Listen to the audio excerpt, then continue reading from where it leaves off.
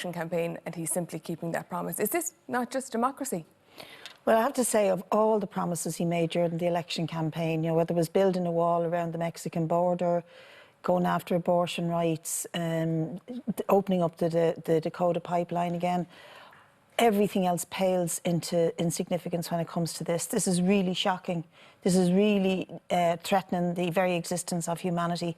And given that the United States are the second biggest polluter on the globe, and the second biggest contributor to climate change, I think this really puts a different perspective on his presidency. It's quite shocking, and it's a very, very serious move. How is it shocking, though? Because he said, he made it quite clear during the campaign that this is what he thought. He talked about how he thought climate change was a hoax. He talked about his concerns about this particular agreement. So how is it shocking that then he would just...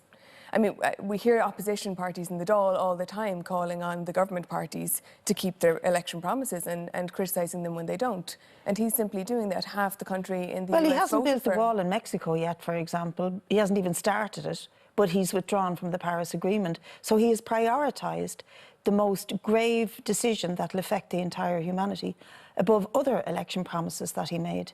And he has been lobbied, and he's been coaxed and cajoled, and people have been on trying to persuade him not to do so.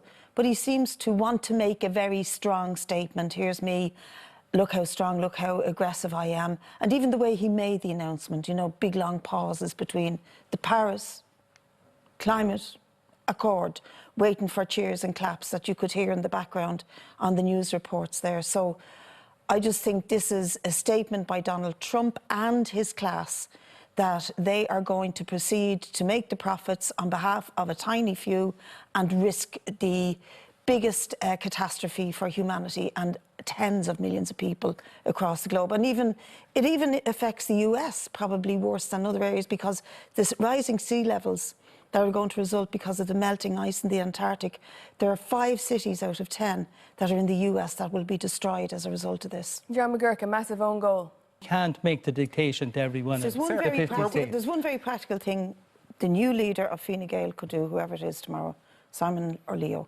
and that is to withdraw the invitation that was given to Trump to visit Ireland. Immediately withdraw that invitation and give him the cold shoulder.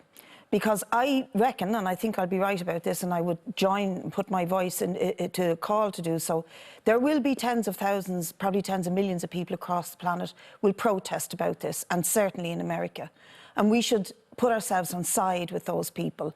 Now, the Paris Accord falls way short of properly dealing with climate change, but it is an attempt, and his withdrawal from it is not, as Tom says, practically just thought out because of the money and you'll save and the difference it'll make won't amount to much. He actually believes that climate change is bunk. All right. He actually says this. Michelle, so he's a climate change denier that is running the most powerful country and the most powerful economy in the world, just done a $100 billion arms deal with Saudi Arabia. So producing weapons and, you know, continually allowing countries engage in war is also adding to climate change. And this is his solution to our world's problems. So he's a climate change denier. What do you have to say about that? Because along with all of that, Eamon Ryan made the point in Britain about Jeremy Corbyn meeting the IRA in the 1970s or meeting Hamas 10 years ago, and I was attacking him for that because I think it was wrong. Brid Smith would say to me, you know, you have to talk to people, you have to engage with people. But suddenly when it comes to Donald Trump and the leader of the free world, Brid Smith takes the opposite line. I was actually for Simon Coveney in the Fine Gael leadership race, you'll be glad to know, until he suggested putting Eamon Ryan in the cabinet. Are you a member of Fine Gael? I'm not. Right. So but, you know, it doesn't matter who you're for then. But, by the way, no, look, the issue here is, if you want to have a country that stops talking to the United States or imposes trade... His position. I told you what his position is. I told you what his position is. Sorry, I'm asking you if you agree with this. I have heard what his position is. I'm asking you if you agree with this. His position is that it's not going to be his personal view. So, okay, I'll ask you one more time. Do you agree with his position? What my position in relation to the issue is that I will wait to see what the cross-party committee comes up with if they're proposing to get rid of the 8th Amendment. All right. Brid Smith? I love your line of question, and I think you're very good at this. You can't get a straight answer out of Michelle. Well, people know where I stand. I'm a pro-choice campaigner, and I obviously want to see a referendum for the repeal of the 8th Amendment.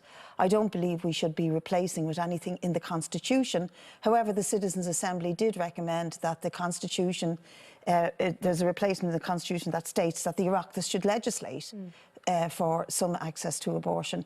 So it seems to me that there's no need to put that in, because there's already clauses in the Constitution that instruct the Oireachtas to legislate for which is its job to do. Right. So obviously, we'll be pushing very hard for, as early as possible, a referendum to go to the people on the question of the 8th Amendment. As long as it stays in the Constitution, it has huge implications for women's reproductive health. All right. And it needs to go. Sean Fleming, at least now it looks like we're going to get a lead.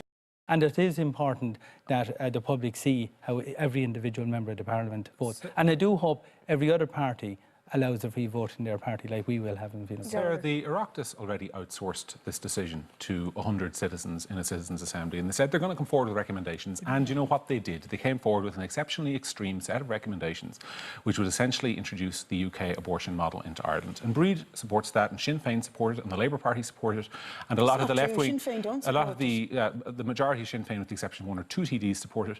No, that's not true. And Sinn Féin don't support access. the majority of the left wing independents on the backbenches support it.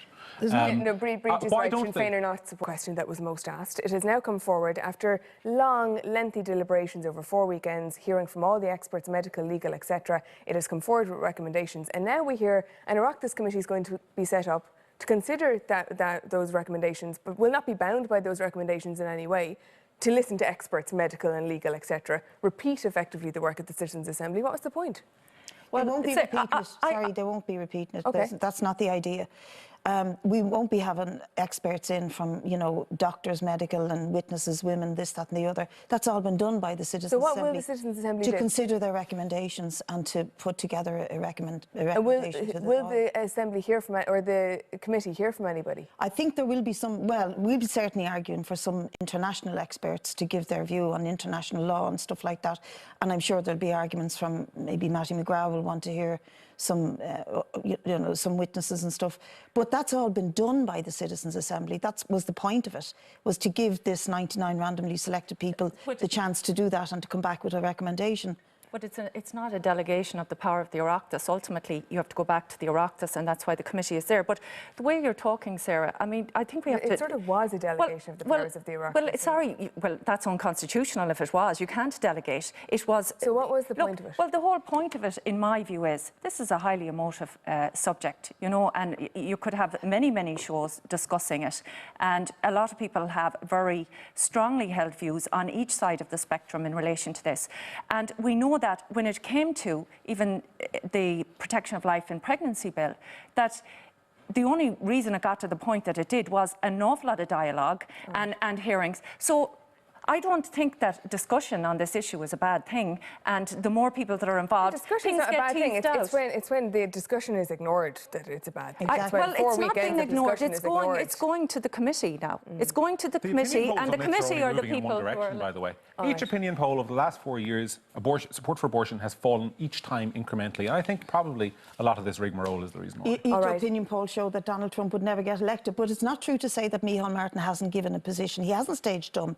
He actually said that he doesn't see abortion is necessary in the case of incest. All right, Brid Smith, TD for People Before Profit, John McGurk, Communications Consultant, Sean Fleming, TD for Fianna Fáil.